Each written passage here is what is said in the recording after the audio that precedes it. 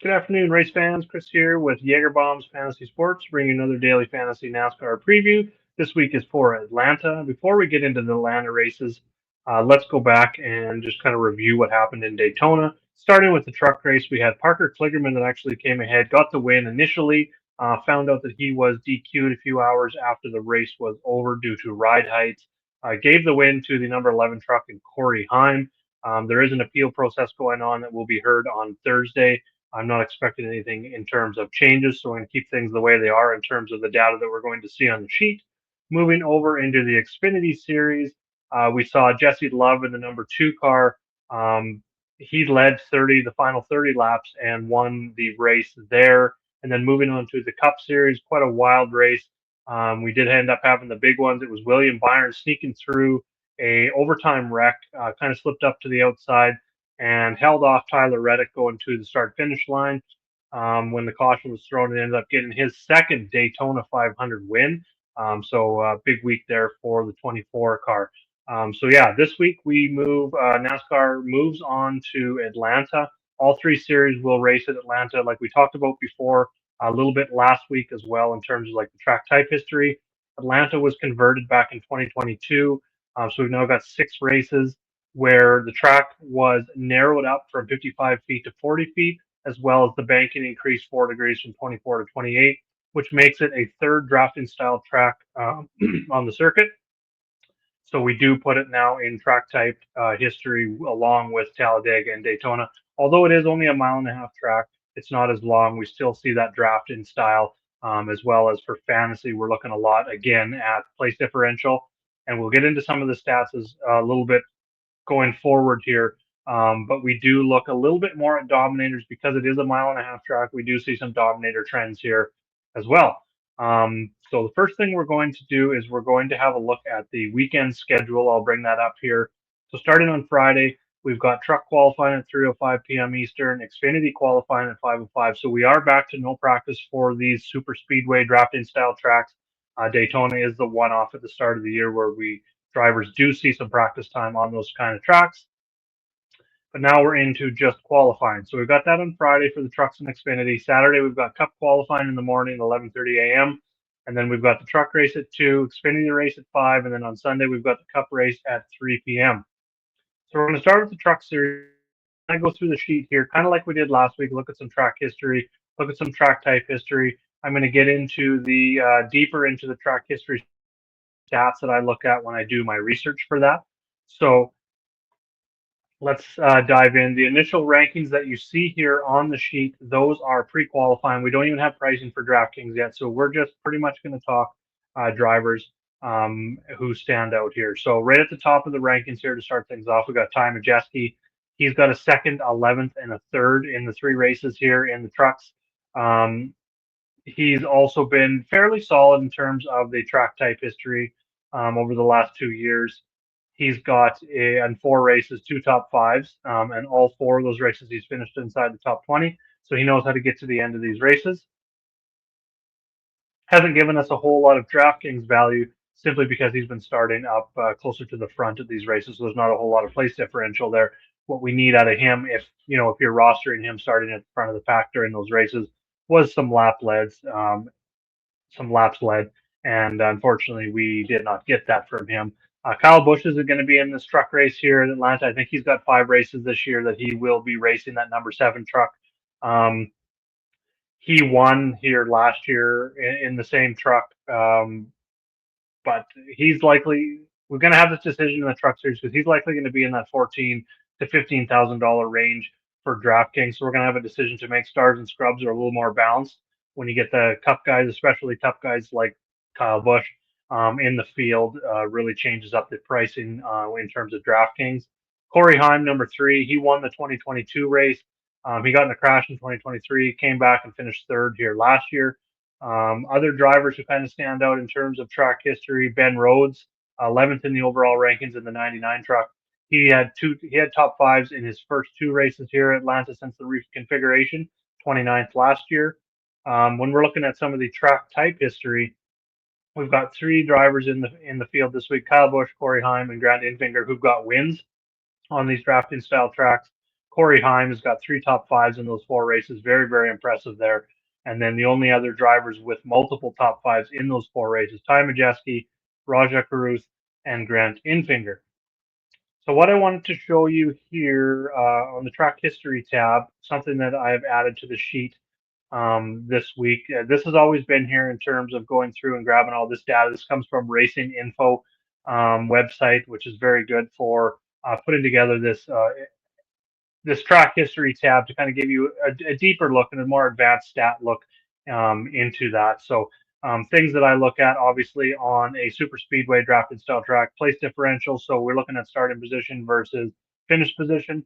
Kind of want to see in terms of the correlation. So if you scroll down here, this is where all those added stats are. So correlation going from -1 to +1, obviously the higher the correlation, the more important starting position is. So when we see this 0.039, a lot of the super speedway tracks even get into the negative side of the correlation. We know that we're looking at place differential. And then the other thing that I've added here, we've got top 10s from starting position. So how many top 10s came from the 1st to 5th starting position, the 6th to 10th, the 11th to 20th, 21st to 30th, 31st to 40th. So it's quite spread out here, as you can see at this last Atlanta race.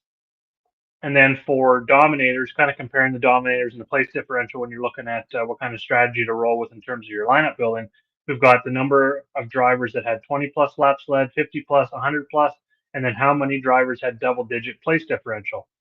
So again, going back to the correlation being very low here, telling us at the start that this may be a place differential track. We've also got 10 drivers who picked up double digit place differential. Now we're going to go back and look at the other 2 races. 2023, again, low correlation, 9 drivers with double digit place differential, very spread out again in terms of where the top 10s came from in terms of starting position. We did have 3 dominators who had 20 or more laps led, and one of those drivers had 50 or more in that race. That was John Hunter Nemechek, had 53.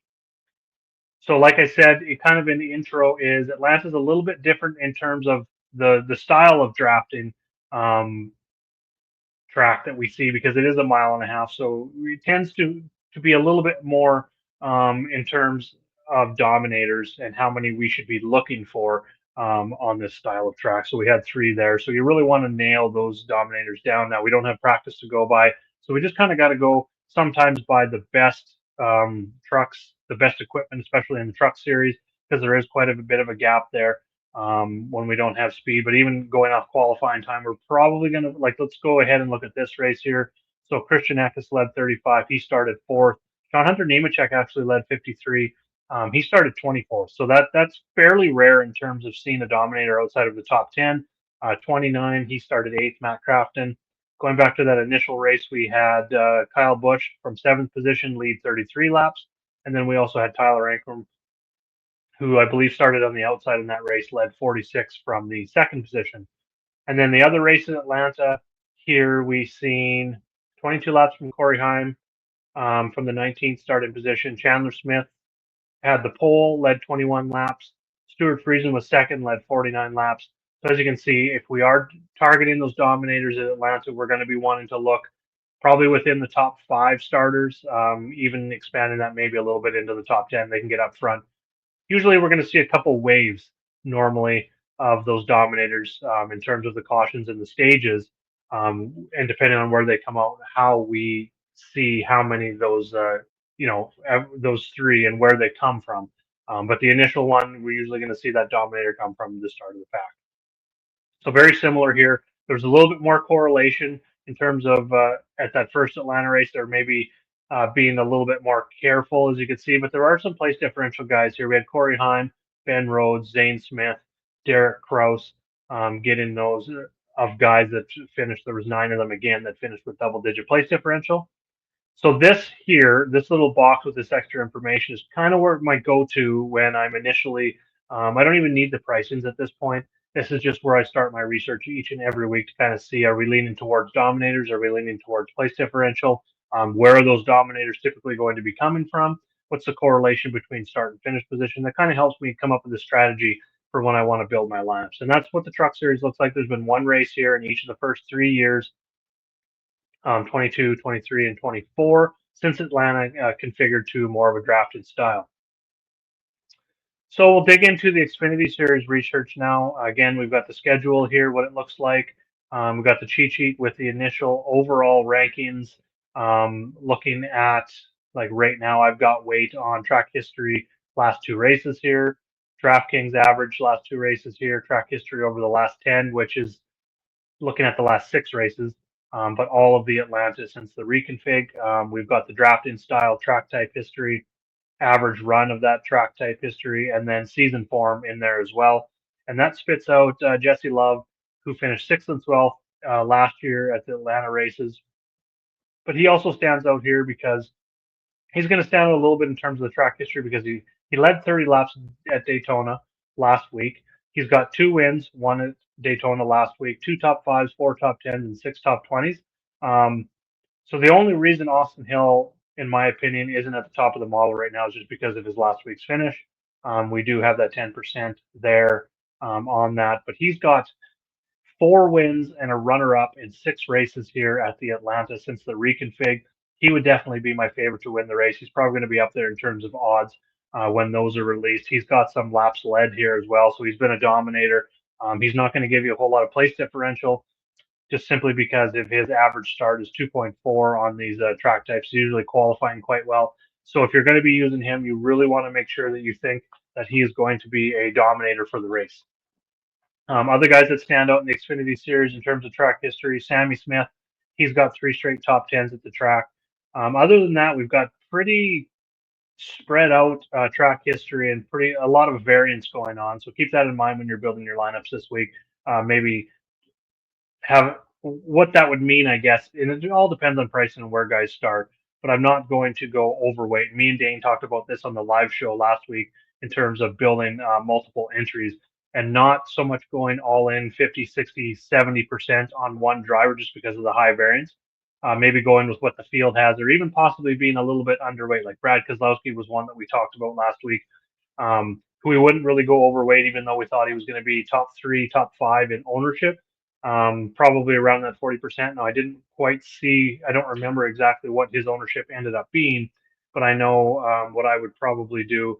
I talked about this in the strategy during that show and in the chat as well, was maybe taking two, him and another one, like Alex Bowman was going to be another one. Those two were very, very chalky, but the upside of them together was worth it. So maybe putting them in four lineups and then two different drivers to complete the driver core of four, just to kind of keep your lineups a little bit separate, not to really buy in. When we get to the mile and a half tracks, the intermediates, the short flats, the short steep tracks, things like that, where we see um, a lot more correlation to start and finish positions, that's when I will maybe pick a driver out who's going to be, whether it be he was fastest in practice, 5, 10, 15 lap averages, going to be a favorite because of he has a very fast car, or probably going to be a dominator.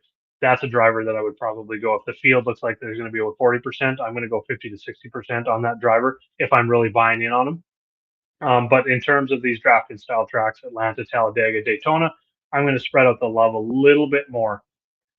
So let's go look at the track history, some trends here down at the bottom. So our correlations, 218, 542. So there was quite a bit of correlation in the first Atlanta race last year. 409. So a little bit more correlation as we see here as we go on, 676, 547. So quite a bit of correlation in a lot of these races at Atlanta for the Xfinity Series, which tells me that we can look towards having some dominators. So we, in the very first race of 2022, we had 4 over 20 laps led. We had 3 over 20 laps led in the second race, 1 over 50. 2023, we had one absolutely dominate, and that was 103 laps from Austin Hill. Go figure. So he became the top driver that week. The second race in 2023, we saw 3 over 20, 1 over 50 again. And then going into 2024, we had another dominant performance here from Jesse Love. He ended up finishing 12th with 157 laps led. As you can tell, he's still, even though he finished 12th, that dominator points put him as the top DraftKings driver that week as well. And then when we jump into the last one, we had 4 drivers with 20 plus, quite spread out here last year in the second Atlanta race. So keep that in mind. We are going to be looking at probably getting at least, and place differential is about the same as what we see in the Truck Series. anywhere between like 8 and 11, 8, 9. We've got five there in those two races that were dominated, 7 and 11. So pretty much the same as the trucksters. We're going to be looking for place differential value most definitely, but again, we're going to be looking at a little bit more in terms of importance of the dominator points at this track, a little more correlation from start to finish. So keep that in mind when building your Xfinity lines, and we'll talk about that a little bit more probably in chat as we get closer to having the qualifying starting lineup information. Moving over to the Cup Series, which is Sunday's race. Number one in the model right now, Kyle Busch, then Stenhouse, Cindric, Byron, Gibbs, and then Suarez, Blaney, LaJoie, Bowman, and Chase Elliott rounding out the top 10. Kyle Busch been very consistent here at Atlanta. He's got 4 straight top 10s. More consistency just in these top guys. What really stands out here, this race last spring was absolutely amazing. This is where we had the Ryan Blaney, Daniel Suarez, and Kyle Busch right at the line. They had to like go and review it for like I think it was like felt like 5 minutes. They had to go and review who actually won the race. Ended up being Daniel Suarez, as you can tell here. But what stands out here, Daniel Suarez has been really, really good at Atlanta. Fourth and sixth in 2022, 29th, and then second place finish in 2023. And then last year he won that race to start the year, and then he was second in the second race as well. Ryan Blaney also had a lot of success here. He's got 5 straight top 10s, including 2 last year. Austin Cindric has been fairly consistent. He's a driver. A lot of these other guys that maybe haven't been dominant in terms of putting up top fives. Aaron's got 2 wins here, so look out for him. He's got 2 Daytona 500 wins. He's also got 2 wins here at Atlanta since over the last 3 years as well. So he's definitely going to be up there in terms of favorites, guys we're going to want to watch on super speedways and drafting style tracks going forward. He's got 4 wins in the last 2 years. Sorry, the last 3 years, 4 years combined, I guess, going back to the start of 2022. So it was his teammate, it seemed like, before that, that we were kind of looking at. Maybe a little bit of Chase Elliott in there. He's got a win back in 2022 in the second race as well. Other than that, as we scroll down the overall rankings to kick things off this week, we do see a lot of variance in those drivers as well. We will be looking towards, again, place differential going to become very, very important. And we'll check out some trends here at the 6 races that we've had at the Atlanta since the reconfiguration. First, we'll look at the correlations. We've got 098, so low, 137, low, 081, 169. So a little bit longer of a race is kind of what I'm feeling. We get back to that lower correlation in the Cup Series versus what we've seen, which was crazy at the Xfinity Series, where we've seen very high correlations from start to finish. So a lot more importance on those dominator drivers. Now, with that in mind, we do have more laps. So I think we're going to want a very solid balance at Atlanta here, because as you can see, 5 drivers had 20 or more laps led, while we had 11 with double-digit place differential. That's going to play into it. And then we move on to the next one. We have 6 drivers over 20 laps led, 13 drivers with double-digit place differential. Dropped a little bit in terms of dominators in the second race in 2023. Only 2 drivers had 20 more laps led. 14 had place differential. Again, only 2 in 2023 in the first race had more than 20 laps led. 8 had place differential, double-digit place differential. 9 double-digit place differential in the second race in 2022. 4 again dominators over 20.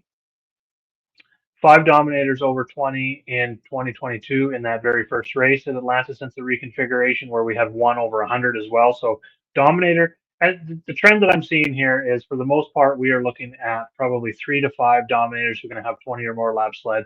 Probably one of those drivers in each race. We're looking at possibly having to be a top dominator. Going to be very important to have him in your lineup. And then we've got double-digit place differential. We've got at least 9, I believe, in every single race here at Atlanta, 8 in the 2023, and as high as 14 in the second race in 2023. So very important on both of those aspects. It's going to be a little bit of a mixed lineup this week. We're not looking at one thing or the other. Place differential, to me, is always going to be a little bit more important in these drafting races, especially when the correlation to start finish is a little bit less. But again, like I said, we have a lot of drivers that are going to get 20 or more laps led. Going to lead to those bonus points. So especially in terms of GPP, just having those few extra points on your lineup at the end of it is going to maybe separate you from the pack. So that covers all three series. I kind of had a look this week at track history and some of the trends that I look at when I'm coming up with my strategy for the week.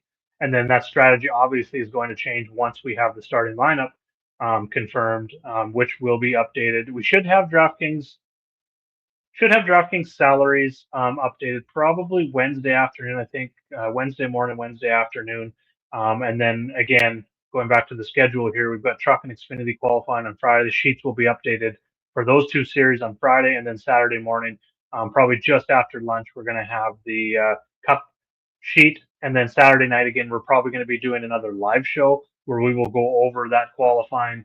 We'll go over what we think in terms of strategy, how many dominators we're going to be looking for, how many place differential we're going to be looking for, how much place differential value is there? Is like, are we looking at some of the top price drivers? Are they going to fall back and qualify back in the pack?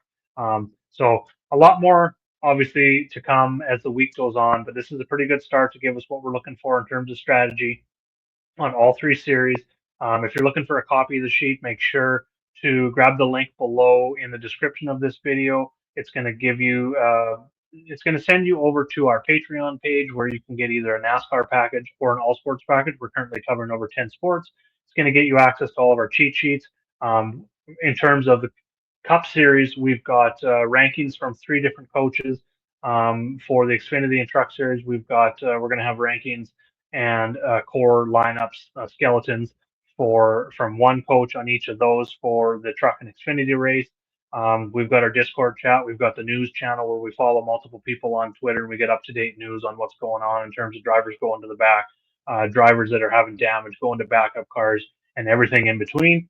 So make sure to get into our Discord, join our winning team today over at Jägerbombs Fantasy Sports.